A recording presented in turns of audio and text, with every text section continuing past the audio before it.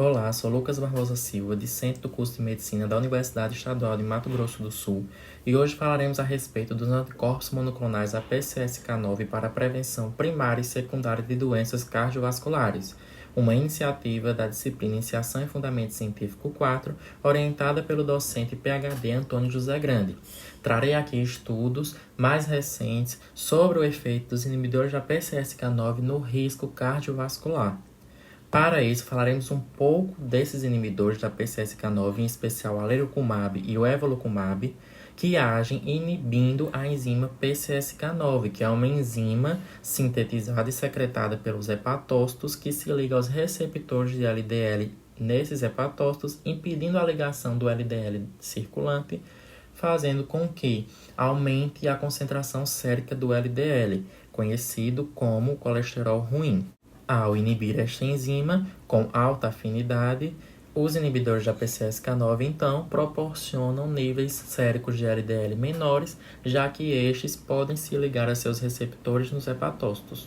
Já as estatinas, em especial a simvastatina, a atorvastatina e a rosuvastatina, atualmente são os fármacos mais prescritos a nível mundial para o tratamento e a prevenção da hiperlipidemia. Apresenta uma similaridade estrutural do substrato 3-hidroxi-3-metilglutaril com enzima A, HMG com enzima A, inibindo a enzima HMG com enzima A redutase, enzima essa indispensável na biossíntese do colesterol. Elas são associadas bastante ao ezetimibe e outra droga hipolipemiante.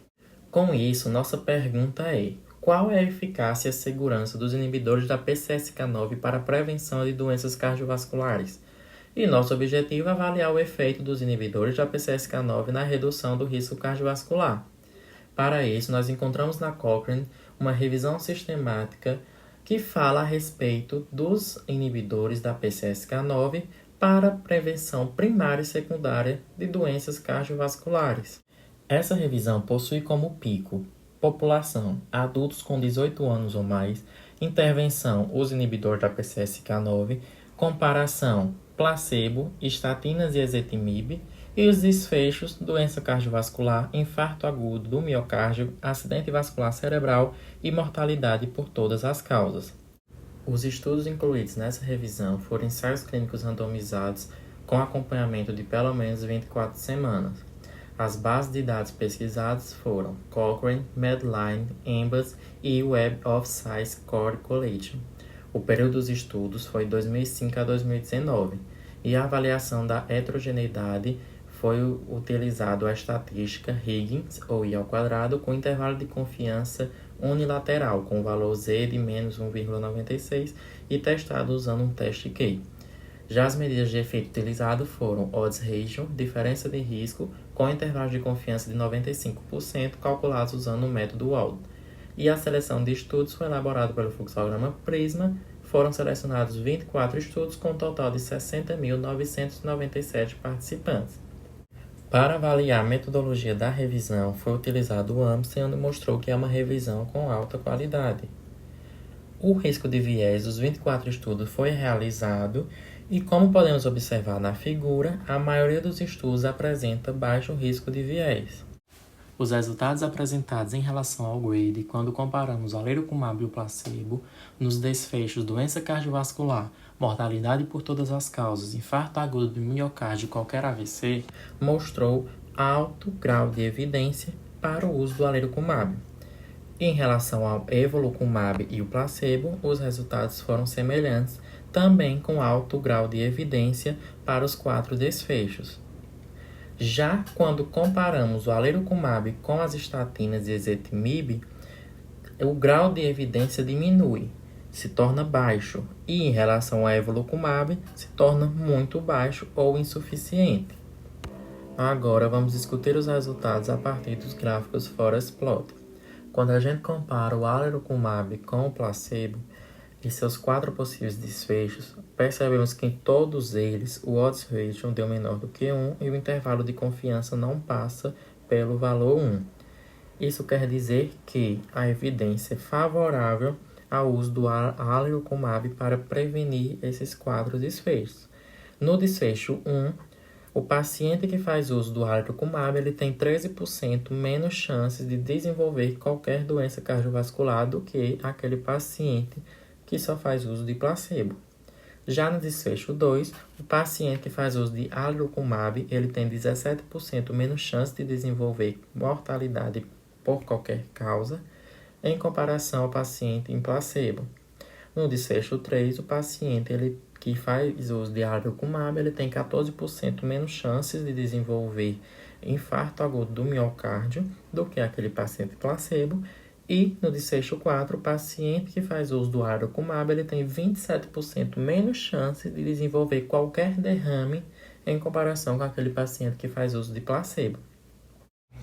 Podemos analisar também a heterogeneidade entre os estudos, por meio do teste Q-quadrado e por meio do teste Higgins.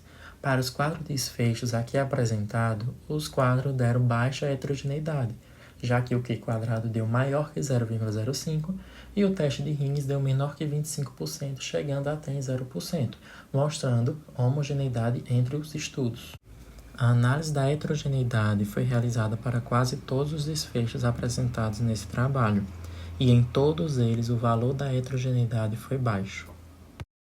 Já em relação ao evolocumab, quando comparamos ele com o placebo, dos 4 desfechos analisados, apenas 3 mostraram o odds ratio menor do que 1, onde o intervalo de confiança não passava pelo valor 1. O desfecho mortalidade por todas as causas, o odds ratio foi de 1,04 e o intervalo de confiança passou pelo valor 1, ou seja, não tem diferença entre usar evolocumab e placebo para o desfecho mortalidade por todas as causas. Já em relação ao desfecho 1, o paciente que faz uso de evolocumab, ele tem 16% menos chance de desenvolver qualquer doença cardiovascular em comparação ao paciente placebo. Em relação ao desfecho 3, o paciente que faz uso de evolocumab, ele tem 28% menos chances de desenvolver infarto agudo do miocárdio em relação ao paciente placebo. E já em relação ao desfecho 4, o paciente que faz uso de evolocumab, ele tem 21% menos chances de desenvolver qualquer derrame em comparação com o paciente placebo. Já quando comparamos o aducanumab com as estatinas e ezetimibe, podemos observar que, dos 4 desfechos estudados, os 4, o intervalo de confiança do odds ratio passa pelo valor 1, ou seja, não há diferença entre o aducanumab e o uso de estatinas e ezetimibe para esses 4 desfechos. Alguns odds ratio até são menores do que 1 e outros maiores do que 1, favorecendo uma ou outra terapia. Porém, não podemos confirmar a diferença entre os grupos por conta do valor do intervalo de confiança que passa pelo 1. Comparando agora o evolocumab com as estatinas do ezetimibe, dos 3 desfechos possíveis de serem analisados, o intervalo de confiança do odds ratio também passa pelo valor 1, não podendo mostrar diferença entre o uso do evolocumab e o uso das estatinas, mesmo que o odds ratio seja menor do que 1. Concluímos com essa revisão que há sim uma forte base de evidência para o uso dos inibidores da PCSK9 em pessoas que podem não ser elegíveis para outros medicamentos hipolipemiantes, como por exemplo as estatinas, ou pessoas que podem não atingir as metas lipídicas com as terapias mais tradicionais. Porém, a base de evidências dos inibidores da PCSK9 em comparação com o tratamento ativo é muito mais fraca, evidência de baixa a muito baixa qualidade, e não está claro se evolocumab ou aducanumab podem ser efetivamente usados como terapias de reposição.